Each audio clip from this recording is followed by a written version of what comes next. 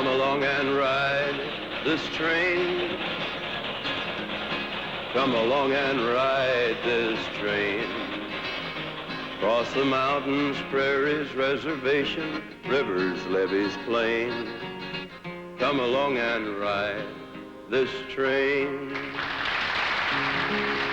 Ride this train.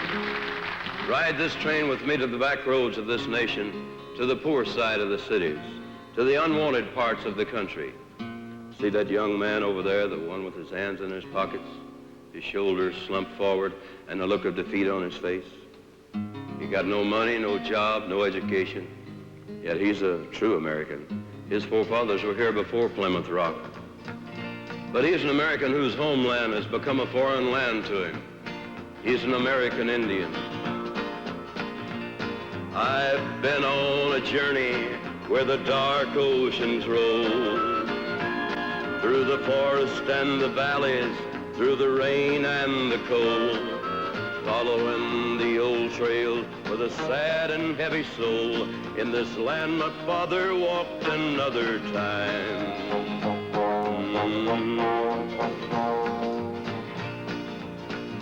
I have wandered through your cities where the sun no longer shines, where houses all have back doors and windows all have blinds, where I'm just a redskin looking for good times. In this land my father walked another time.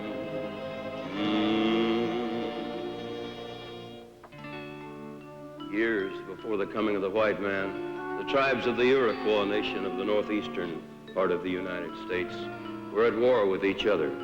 Blood feuds were common.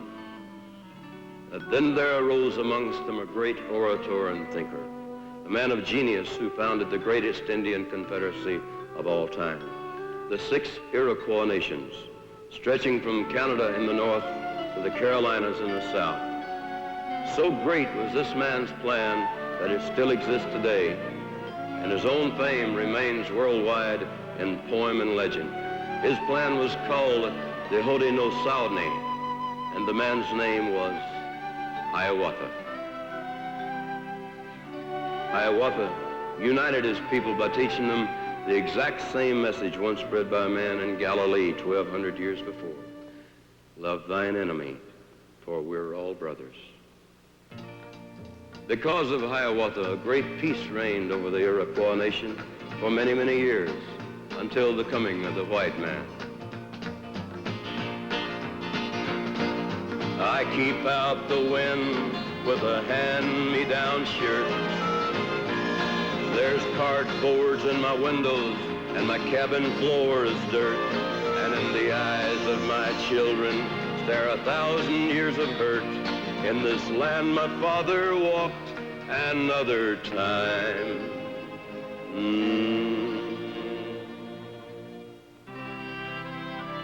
Tecumseh, like Hiawatha before him, was a deeply sensitive and creative man. Throughout his life, Tecumseh grieved, as year after year he saw his people slowly being destroyed by the coming of the white settlers and land speculators.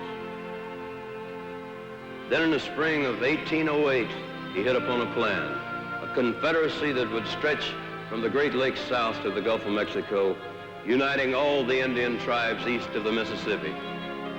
Well, from that day, Tecumseh dedicated his life to this idea, traveling thousands of miles, preaching his message of survival.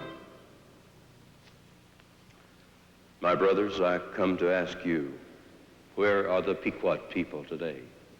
Where are the Mohicans, the Narragansett, and the Pokanoket?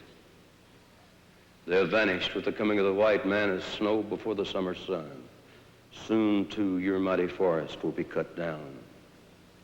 Roads will pass over the graves of your fathers.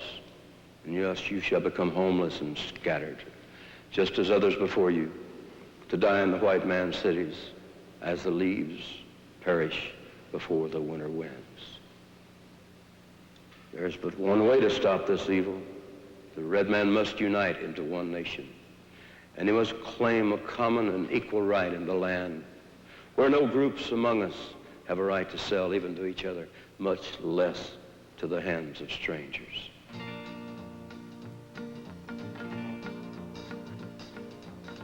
Before he could accomplish his dream of uniting his people, Tecumseh was forced into battle by the whites, and his dream ended with his death. Today, more than ever, the prophecies of Tecumseh ring true. I live in the alleys like an outcast from mankind. Dogs lay on the front porch, and I sleep out behind, and blot out my curse with a bottle of wine. In this land my father walked another time.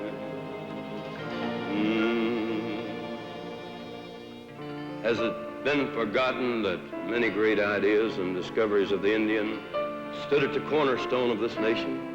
Back 200 years ago, the very formation of these United States was influenced by the ideas of the red man. In 1754, with the British colonies first suggested a political union at the Albany Convention, the ideas of Hiawatha's 6 Iroquois nations were discussed.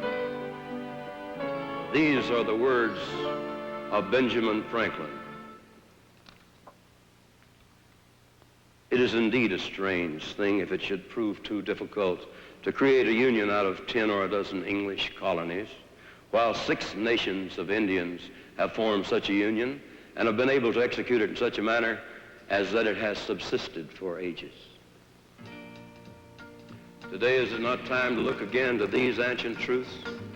Is it not time for all of us to unite into one nation, equal, undivided?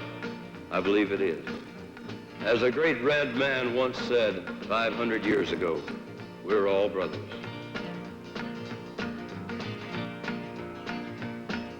I've been on a journey where the dark oceans roll,